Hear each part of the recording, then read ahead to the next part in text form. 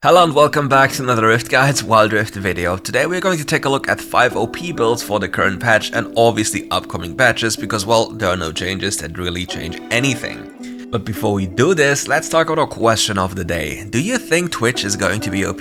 Let me know in the comments below. Vayne is a solid winner of the recent patches because this champion can become really tanky and deal with all of those other tanky characters quite well.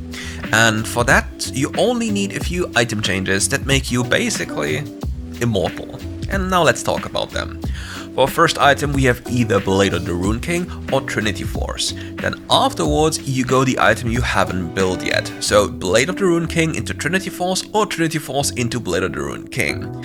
Now comes the kind of a weird item, which most people will be like, but why are you trolling? Well, bear with me. It's Warmog's Armor. With Trinity Force and Warmog's Armor, you will have enough bonus health to trigger the unique passive of the Warmog's Armor, which will always make sure that you'll be full health if you dip out of a fight for like a brief moment and then you can come back into the fight. Health or like lifesteal in general in the earlier stages of the game, especially on Vayne, isn't as potent as you probably need it to be to just go into a fight, dip out of the fight, go to like a minion wave or a jungle camp and heal up, and with this you basically bypass all of this. Plus you're inflating your HP pool for the next item that you're going to build. Twin Guard. The Amaranth Twin Guard item is still an absolutely broken and crazy item and still hasn't been nerfed. We don't know why, but well, we are winging it. With Warmog's Armor and Trinity Force, combining it with Twin Guard, we are basically immortal, and it can get even worse if we go into Starrick's Gauge afterwards.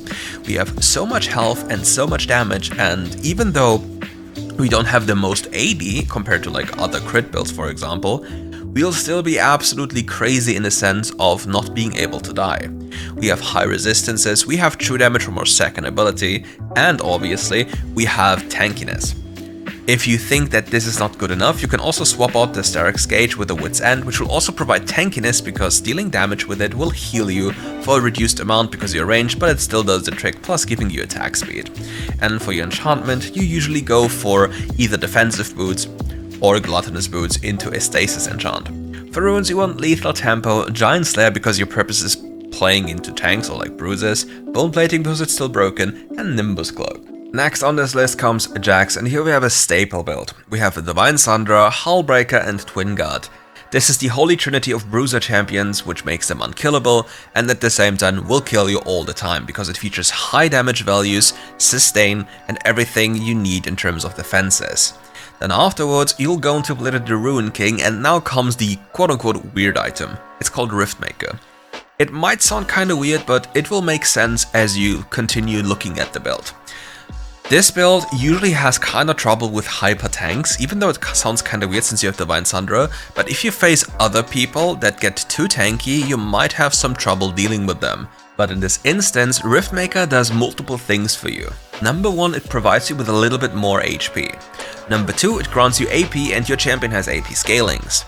Number 3, it grants you bonus damage in the form of true damage, which is linked to your pre-mitigated damage, which is a lot, be it physical or magical damage. Then, and lastly, you get Omnivamp, which is really beneficial for everything you have on top because you benefit a lot from physical vamp and magical vamp and true damage vamp from Riftmaker alone. So this item grants you a lot of things and fills a lot of places in your build, which makes you even stronger to deal with. And this way you can take over games even easier than you used to. And after this, you probably go for a defensive boost depending on the game type and stasis enchant. For runes, you want Lethal Tempo with this build, Brutal for a stronger laning phase, Bone Plating, and Demolish. Brutal in this case will help you even more with Lethal Tempo because obviously more attacks equate more damage, and it's basically very simple in that regard. Otherwise, if you don't like this idea and you're facing primarily tanks in this game, Giant Slayer is also an option. The next champion we'll talk about is Camille. It's the same cookie cutter build as the Jax is, but there are some things we need to talk about regardless. So we have the Divine Sundra, Hullbreaker and Amaranth Twin Guard. Afterwards, Blade of the Rune King, and then we have Starrick's Gauge.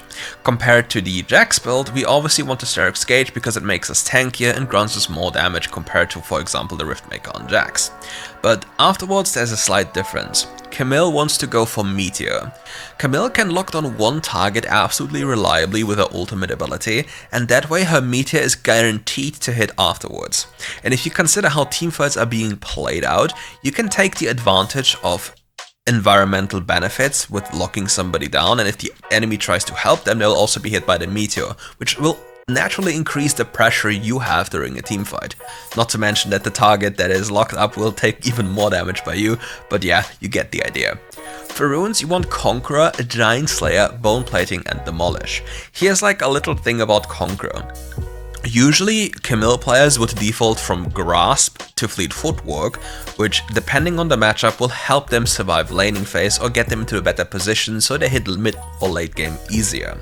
But if you are in a relatively free matchup or just substantially better than the enemy because you know them for whatever reason, Conqueror will grant you even more power as the game goes on. The damage benefits you gain from it are quite severe, and the sustain you also get on top is also something you should never forget, because healing is something that is severely underrated most of the time, especially if you combine it with Divine Sunderer or just generally any type of damage you will deal. Just think about the big number of your first ability's true damage portion as the game goes on and how much healing you will gain from it and Divine Sunderer at the same time. That's quite a crazy number. And if there was one tip that's always quite powerful to think about, is proccing your first ability on a minion first, then using a third ability into a wall, jumping to the enemy champion, going for a quick trade, and then fade away with your second ability to just walk it off. You can always think about those kind of things and getting the advantage.